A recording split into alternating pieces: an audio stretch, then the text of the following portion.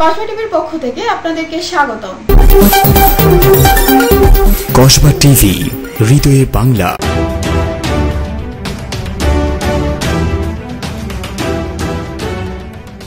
শিরোনাম নিয়ে সাথে আছি আমি শারমিন আক্তার। বাঞ্ছারামপুরের সোনারামপুরে ব্রিজের নকশা পরিবর্তন নিয়ে দোকান বাঁচাতে টাকা লেনদেনের অভিযোগ উঠেছে প্রকৌশলীর বিরুদ্ধে।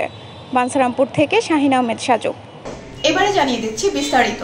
ব্রাহ্মণবাড়িয়া জেলার বাঞ্ছারামপুর উপজেলায় সোনারামপুর ব্রিজের নকশা পরিবর্তন নিয়ে ঘুষ বাণিজ্য, দোকান বাঁচাতে টাকার লেনদেনের অভিযোগ উঠেছে উপজেলা প্রকৌশলী মোহাম্মদ জাহাঙ্গীর হোসেনের বিরুদ্ধে।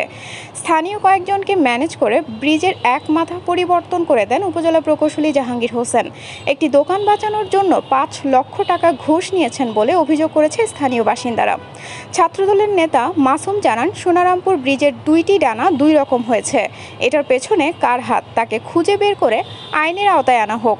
সোনারামপুর ইউনিয়ন যুবদলের সভাপতি সাইফুল ইসলাম জানান, সোনারামপুরে এই ব্রিজ নিয়ে বাণিজ্য হয়েছে। ব্রিজের টানা 2টি 2 রকম কেন হলো, কারা এর সাথে জড়িত, কারা এই ঘুষ বাণিজ্যের সাথে জড়িত, তাদেরকে সবার সামনে আনতে হবে। সোনারামপুর যুবদলের নেতা শফিকুল ইসলাম শিশু বলেন, ব্রিজের উত্তর পাশের টানার সাথে পাশের টানার কোনো মিল নেই, এজন্য ব্রিজটি দুর্বল হয়ে পড়েছে। দোকান বাঁচানোর জন্য এই কাজটি করা হয়েছে।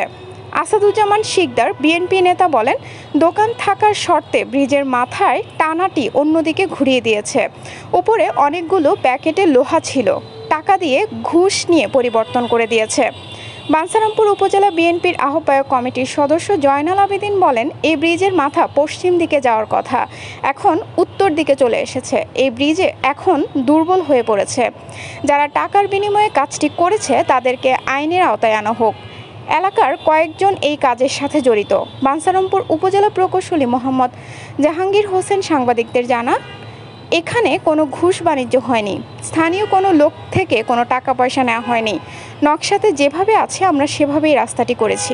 মোহাম্মদ সাইফুল ইসলাম, সোনারামপুর ইউনিয়ন যুবদলের সভাপতি বর্তমান। আসলে ব্রিজ কেন্দ্রিক একটা বাণিজ্য হচ্ছে, আমরা শুনছি বড় অঙ্কের একটা বাণিজ্য হচ্ছে। এই বাণিজ্যের মূল হুতাকে কারা করছে, কারা জড়িত, এই টাকার ভাগ কে কে পাইছে, তাদের প্রত্যেকের অনুসন্ধান করে আপনারা খুঁজে বার করেন।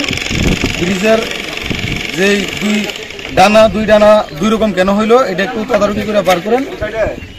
আমরা কলঙ্কমুক্ত থাকতে। আমার নাম আসাদুজ্জামান শিকদার। আমি বলতেছি ব্রিজটা এইভাবে হওয়ার কথা ছিল, ওই সাইডটা যেদিকে আছে এইভাবে কথা ছিল, কিন্তু একটা দোকান হওয়ার শর্তে আর এদের কাছে দোকান থেকে টাকা দিয়া এই লটগুলি কাইটা এইভাবে মনে করেন যে বাঁকা করে নিয়ে গেছে। আর উচ্চতা ছিল এটার থেকে পারা 3 ফুট। মোহাম্মদ জানালাদ্দিন, এই ব্রিজের টানা পশ্চিম দিকে দেওয়া দরকার ছিল, উত্তর দিকে চলে গেছে এবং 3 ফুট ল্যাস করছে। লট কাইটে হারা 3 ফুট ল্যাস করে দিছে এবং মাটি আটকে না, এবং ব্রিজ অনেক দুর্বল হয়েছে।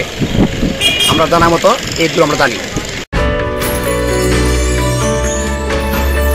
এতক্ষণ ধরে কসবা টিভির সাথে থাকার জন্য আপনাদেরকে ধন্যবাদ। কসবা টিভিকে লাইক, শেয়ার এবং সাবস্ক্রাইব করে পাশে থাকুন।